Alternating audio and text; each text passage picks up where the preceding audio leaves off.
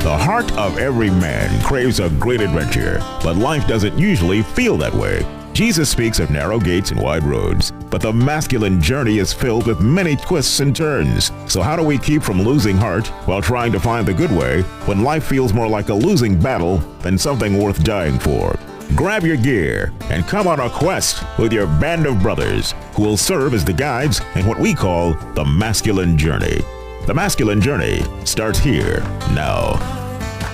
Welcome to Masculine Journey. We are excited to be talking about this topic this week. I just want to switch it up. I have nothing else to say except that we're glad to have you here, because we are always glad to have you here with us on the radio show. And so we appreciate you listening. And if you'd ever want to reach out to any of us, you can through email, through any of the social media outlets we're on. I think we're on pretty much most of them. We monitor some of those. If I could remember the login on a couple of them, we'd monitor them all. But no, you can reach us through Facebook or through the YouTube channel that we have, or through our first name at masculinejourney.org. That would be like Andy at masculinejourney.org, so forth and so on. Go from there. Anyway, we are taking a break from our foundation series for a 3-week hiatus as we go through some Christmas-related topics. Mm-hmm. Some are more Christmas-related than others. You know, last week we had a couple Christmas clips and a Christmas song, but it was all about coming home to God. Mm-hmm. Right. And so that could have been played any time throughout the year. We just happened to do it at Christmas and talk about the importance of what that looks like to be at home in Him. Mm-hmm. Right. What's it look like to be at home in Him now and eventually, right, in eternity. And so that was last week's show. If you missed that, I listened to it again today. I thought it was a good show. You can go back and listen to it. But today's show... Who did you think was the best person on the Was it you? Anyone other than me. Oh, okay. You know, because you hear your own voice, you're like, what is that? Who's doing my voice? That's really a bad rendition of my voice. I like to hear myself. Yeah. I mean, I'm usually my favorite. Are you? Yeah. Oh, okay. I used to couldn't miss one, and I just kind of wore thin on myself. Like, I haven't listened to it in quite some while. Like, my favorite was break from myself. Last week, my favorite was you, Andy, trying to come out of the coma from from too many sugary things. You're like, we passed on that tonight. I wanted to be awake. Yeah, you are more awake, more alert. Your eyes are open, so that's a good sign that it's going to be a better show. I just pull it up and listen to myself and then turn it off. That's right. Exactly. Yeah. Exactly. Well, tonight's topic is your favorite Christmas movie or song. You know, and why. And so we're going to play a couple clips from different movies and talk about probably different movies and different songs as today's show and kind of go through why. And some of that may not be directly related to God, but I promise you, if you think about it long enough, it'll all go back to God on why that's part of it. And so, Andy, you have the first clip of the day. So if you want to tell us about your clip. So this is from Santa Claus 2, and the clause in the Santa Claus 2 is that Scott Calvin, Santa Claus, has to be married in 28 days or he loses his Santa powers. And he had grown fond of being Santa and he wanted to do that. So he goes back to wherever that town was that they were from, the North Pole. And his son, who's been, south of there. South of there, exactly. Yeah. So he gets back there and his son's causing trouble. And he meets up with his son's principal, and she doesn't like him at all, but he's starting to grow on her, and he comes over to see her, and she's got to go to this faculty Christmas party for her school, and she takes him along with them, and the party's pretty lame. And then you'll see Santa, Scott Calvin kind of morph into Santa Claus and begin to do a secret Santa for all of these faculty there. And it's really cool to play out. I'll talk a little bit more about it, but that's the setup. Yeah, she was not aware of any of this. She was not aware of any of this. In fact, later on she was quite offended when he told her he was Santa Claus. But yeah, but you'd have to watch the movie to see how that works out. You would have to watch the movie, and I'll quit talking so you can actually enjoy the movie. She was from the east. Yeah, she was the southeast over there. Yeah, here we go. Could I have your attention? Your attention, please. I'm Scott Calvin, and I just thought I'd step up here and before the choir gets out here, I say we rock this house. The Secret Santa. Oh. Huh? Carol, happy Christmas. She's afraid that these are just decorations for the caroling. I think Carol is right about the caroling. I'm talking about the packages that are backstage. There aren't any packages backstage. Oh, there's none back there. So I was mistaken when I saw this bag of gifts. Maybe I'm wrong, but sure looks like a bag of gifts. Oh, it's heavy like a bag of gifts. John Pierce. Doesn't your mom call you JJ? Merry Christmas, JJ. No way. This is Tosser Cross. I used to love this when I was a kid, but I never told anybody. Who did this? Grace Kim. Here I am. Yes, there you are. Merry Christmas. Thank you. Tom Astle. Me? Sorry, George. Haven't changed a bit, have you? Lizzie Garcia. Here. There you are. Merry Christmas. Rock'em Sock'em Robots! Mint condition. Oh, this is incredible. Hobby oven. So that really, I'd like to take full credit for it, and I'll tell you in a minute about how I ended up on that. But just noticing how he went through there, the secret Santa, obviously. He's using his Santa superpowers to know what those gifts are that they want. But, he goes on with the principal. Her name's Carol, Christmas Carol, I guess. He does the same thing for her, and it's really impactful to her because she just can't figure out how.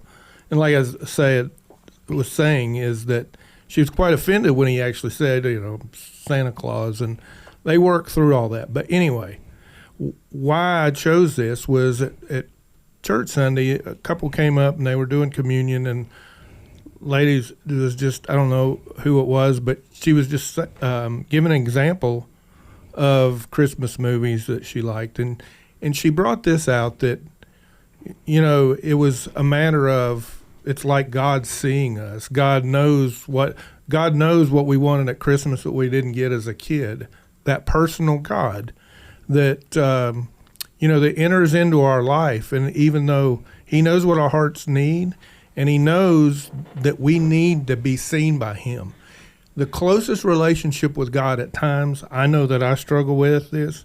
You get into this, this area. I mean, you should have saw the boring Christmas party they had. None of them felt seen by anybody. And God enters into that and sees them all as individuals. And like I was saying, the times of life when it gets to be a struggle, a drudge, a repetitive, God sees us in that. He sees the faithfulness. He sees where we're at. And it's just a reminder that he truly does see us and reaches towards us. Yeah, the couple thoughts I had on that clip. First one was in the masculine journey, we talk about, when you walk closely with God, he'll take you back into things you missed as a kid. Yeah, right. Mm-hmm. Right, that if you miss something in the boyhood stage, which isn't going to make sense if you haven't been listening to the show for a while, but there's 6 stages that you're supposed to have gone through as a man, and each stage you're supposed to get each something vital from many things. Like talk like me trying to talk. Yes. And so anyway, God can take you back into those stages when you're well beyond the years of when you should be able to enter in and give you those presents that you were missed. Yeah. And it's a good reminder. The other thing I thought of was we're doing our gift mart right now that we're going to do this this upcoming Saturday when this show airs. I'll be at a gift mart where we're helping some kids 250 kids have Christmas. And one of the presents that was given was a toss across. Nice. And I see it and I hear this guy's voice, right, toss across. Every time, I just hear it in that voice, it makes me laugh. Right? It was impactful that, as you were saying, Andy, that this was such a dead feeling in this whole thing. And then when you get seen by somebody, how that enters in and makes a difference, makes all the difference in the world. For sure. And to be seen by the creator of the universe, there's nothing bigger than that. Correct. It's so true. This being seen, right? Sunday, 2 little girls at church hadn't been there for a while, but they came because there was going to be a baptism of a close family friend, and so there was kind of a little bit of a reunion as well because they live a little ways away, and both those little girls were wearing little pleated skirts. Well, I mean, one of the things that always happened when they used to go to church there was as soon as they saw me, they would run to me and, give me a hug. Now, I wasn't the only one. They're the huggingest little girls in the world. I mean, they're awesome. They make you smile. But as soon as I saw their dresses, candy canes, and I said, "Oh, those are really cool candy canes. I love your dress. That's really cute." And both of them immediately started twirling because their little pleated dresses, flew out. And it was that idea, and it just, I love it when a little kid reminds me of, and so in that moment, you're able to be a Jesus with skin on, right? And to say, yes, you are seen, you are beautiful, you are special, and all of those things. And that's what Christmas is kind of for. Yeah. There's all the secularism and everything, and Harold's not here, so I'll be mad about Christmas this week and all the secularism that goes on with it. But those times when you were seen as a kid, I remember the Christmas I probably remember most as a kid is the Christmas that I wanted a bow and arrow really, really badly. And I just knew I was going to get a bow and arrow. And Christmas came, no bow and arrow, Christmas morning. And it was on a Sunday, by the way. Hated it when Sunday was Christmas, because you got to go do the church thing, and when you're a little kid, that's not necessarily. You get to go do the church thing. I know, but when you're a little kid, you have to, yeah. And so, but that Sunday night when I got home from church the second time, because back in the day we always went to church at least twice, and there was nothing wrong with that, but I got home that night and we were sitting around chit-chatting and so forth. And I remember my mom saying, "Well, did you find that other gift? I think we had one here and it was kind of misplaced and blah, blah, blah." And she was just doing it to play a joke on me because I was the kid that always snuck into everything and found everything. Well, ended up, I looked underneath the couch and there's my bow and arrow that I wanted. But that idea of, they did know, they do care, they, and so it's really cool when God shows up for us even today. I wish that I were still child-spirited enough to just jump into that like I was then when God does show up for me. And sometimes I am, but not always. Well, parents that really let their kids get more than one arrow. You kept saying bow and arrow. But no, I just want to rain on your parade. It was all I could do. We were a poor family, Sam. We couldn't afford more than one arrow. Yeah, I had a bow and arrow, but no string. Yeah. It almost cut my ear off the next day. There's a whole other story. Yeah. Go to masculinejourney.org. We'll talk to you after the break.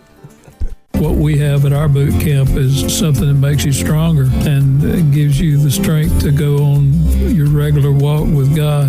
It's something that will make you be bigger than you were when you got there. I think sometimes as men, we feel like we're on our own and we've got to do everything ourselves and the weight of the world is on our shoulders and it's our job to fix everything and make everything right and have all the answers. And I think when you come here, you just get really honed back in and reminded that God really is for us, that a good father helps you and a good father makes sure you have all the tools you need, and the good father comes through for you when you need him, and you just feel less alone. Register today at masculinejourney.org. Chestnuts roasting on an open fire, Jack Frost nipping at your nose. Although it's been said many times, many ways, Merry Christmas to you. Welcome back to Masculine Journey. I know Darren's going to rain on my parade here in a second on the clip that I chose to play back in. He's on the floor. He fell down laughing. Yeah, he's laughing about something. No, I was thinking about a guy I invited or was going to call him and try to get him to come tonight with us and hang out for a little while. And then I am glad that I did not. Okay. Because there's no necessary, I don't know what would have happened in that moment. Okay. So, well, I get that was Nat King Cole, and that was the. Sounds very traumatic. Yeah, it does. I'm interested in meeting him now. Yeah, but obviously has an affinity for Nat King Cole. That song was a Christmas song, and the reason I picked it, I had a couple Christian songs I really enjoy. You know, "Hark the Herald Angels Sing," probably one of my favorite for Christian Harold. songs. Yeah, you know, Hark our Harold. Our Harold, you know, because he was with the Angels back then. That's right. No, the reason I picked this song is it reminds me of something really fond in my childhood. Growing up, my parents, we had a record player, and I never knew we had a record player until Christmas, right? Because my mom she had 2 Christmas albums, and she would play them pretty much nonstop during the Christmas, you know, leading up to Christmas, from Thanksgiving. You never start it before Thanksgiving. That's just wrong. I'm just saying, you can't play Christmas music till after Thanksgiving is over. And that's the way I was raised, but she would play it that whole month, you know, you typically have. And with it only being 2 albums, you know, I got to hear all these singers, and it was like Dean Martin, Nat King Cole, Joey Bishop, all the guys from that time period. And it heard them so much that I could recognize their voices. Mm-hmm. And so one of my favorite things to do at Christmas is put on a Christmas, you know, playlist. I don't know who's coming up, and just see if I can guess who the singer is. Because over the years, you know, Burl Ives and all that, and it just brings me back to a time that was very fond in my childhood. Not all my childhood memories were great, you know, but that was one that was good. And even though we didn't really have much money, and Christmases were lean a lot of times, and wouldn't have had Christmas except for my grandparents most years or all years, the warmth of my mom loving those songs so much, you know, still today, it's one of my favorite memories, you know, and it brings me closer to being home, you know, and I think about, you know, that was just God's way of reminding me that outside the circumstances, I was still raised in a house of love. Yeah. Mm-hmm. You know, yeah, we had our dysfunction. You know, there was plenty of dysfunction, but in the midst of that dysfunction, underneath it, it was love. You know, I was born into a family at war. So you've kind of personalized it now, haven't you? Yeah, it was my larger story. No. That's good. But in the midst of a big love story. Anyway, you'll have to come to a boot camp to figure out the fullness of that statement. So before we go on to our next clip, what's some favorite songs or movies some of the rest of you guys have? Anybody want to speak out? Yeah, I love all of the kind of Christian classic, you know, Christmas songs, the First Noel, and you know, and all of those different ones. I truly love those. Now, all of this subject, you know, we were talking before the show. This whole subject, kind of, there are certain songs that I hear on the secular radio today that I like the artist, I like the song, but that song or that artist has been really tainted for me personally because of some horrible traumatic event that was going on in my life, and somehow or another those things are connected, you know, like a smell, you know, can bring back memories. Well, music does the same thing. And Christmas at one time in my life was that way, where I just didn't really like any of it, you know. But now I'm the guy that, I mean, you know, Jamie and I, working construction for the last, you know, 15 years or so, we'd start listening to Christmas music in like August or during the radio show even sometimes. And so Thank you, Art.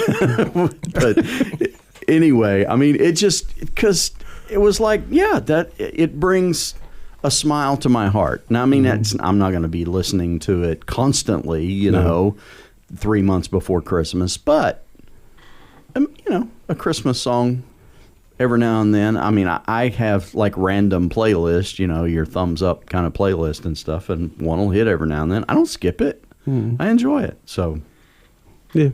What about you, Corey? Well, the one that I'm listening to a lot right now is "O Come Emmanuel" by Skillet. Okay, probably won't listen to that one, but go ahead. It's one. The melody at the beginning is absolutely beautiful, and I've never really appreciated that song until I heard them sing it. Also, I like driving the uber religious people crazy and over religious people are having a fit over that song because it's got heavy metal in it. But Well, you know, yeah. it is what it is. They're Christian. That's just because there wasn't power back then. Right. Jesus was the god of heavy metal as well. Yeah. But Carol of the Bells by Trans-Siberian Orchestra. Oh, yeah. I just Yeah. Yeah.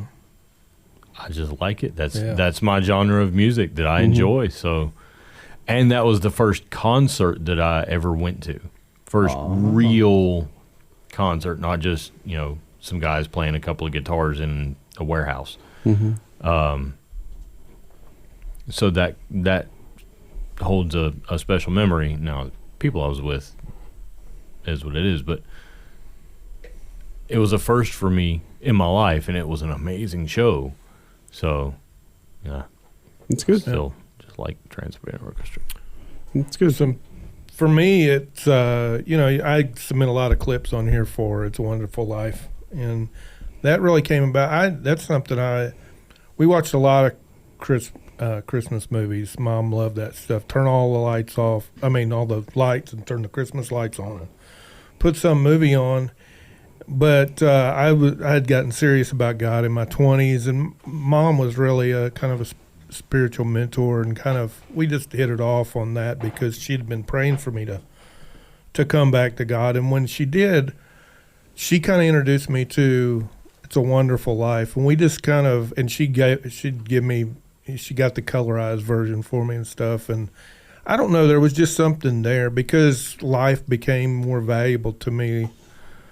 Or more, you know, just with the Christian message and what's going on there in "It's a Wonderful Life" about, you know, really, you know, thinking about what impact you're having on the people around you and that kind of thing. And I don't know, it was cool to have that because we had done all the movies, all the traditional Christian movies, all the Santa Claus is Coming to Town, Rudolph, or whatever it may be.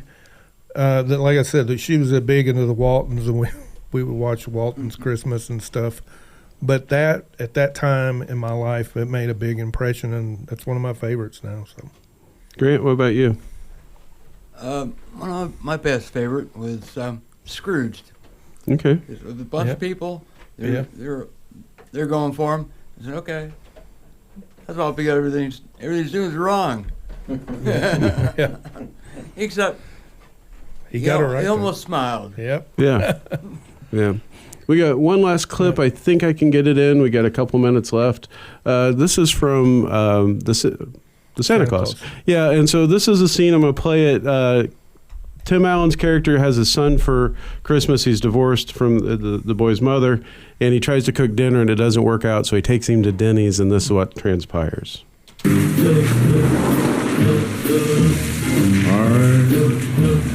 Dreaming of a white Christmas. All right. Denny's. It's always open. I don't want to eat here. What are you talking about? Everybody likes Denny's. It's an American institution.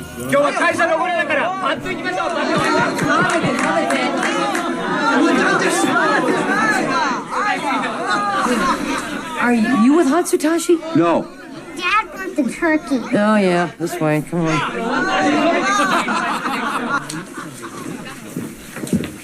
Right over there? Thank you. There we go. Coffee? No, thank you, Judy. What do you say we start out with cold glasses of a delicious seasonal favorite, eggnog? I don't like eggnog. We're out. Coffee, decaf. Mm-hmm. All chocolate milk, please. We're out. Plain milk's fine. Okay. At least we know they got hot apple pie. We did. Mm-hmm. This is nice. So quickly, a couple reasons I played that, and I've shared it on the air before in the past, but when my daughter's mom and I got divorced when my girls were living with me, and she would get them half of Christmas. We would in part of the summer, and I had them the rest of the year, and we would meet Christmas Day. to exchange the kids. And there's only 2 places in this place where we'd meet that were open every time. It was Denny's or Perkins, right across the street. And so we spent a lot of time at Denny's and Perkins over the years. And, you know, and one of the sayings in my family that became it just stuck from the movie was that plain milk's fine. So whenever the kids were like complaining they didn't get their way, we'd go, well, plain milk's fine, you know, and they would get mad until they started doing it too. And so it was just something that stuck with us. We still do it on occasion today, and it's good memories. But when I look back of all the times that I thought was really a struggle, you know, to go the 4 or 5 hour drive as we would drive across Ohio, you know, God sustained us every time. We got there safely every time, other than me getting 2 tickets on the way back on the same trip in Ohio, which I still drive through Ohio very cautiously. You know, again, we were safe. And through the bad weather of Indiana and Ohio during that time, you know, it was a lot of bad storms that came through, and each time we made it there safely, and just knowing God was there, and God was building memories, even through a silly movie like this that we can go back and we can revisit, you know, and our kids laugh about it still today. There's not a Christmas that doesn't go by that we don't talk about those trips to Denny's or the plain milk's fine. And it's just a good reminder that, you know, God's always in the mix of things, either whether we can see him or not. You know, he's in the middle of what we're going through, and he's doing some things. And for me, it's a reminder in the plain milk's fine. I may not usually get what I want, but God gives me what I need. You know, and sometimes I just need plain milk. Yeah. Right? I don't need chocolate milk. Skim milk. I could use some skim milk. Thank you for making a weight joke there, Grant. I appreciate that. Water. Go to masculinejourney.org and register for a boot camp here coming up in March. We're not ready to register yet, but go visit there. We'll talk to you next week.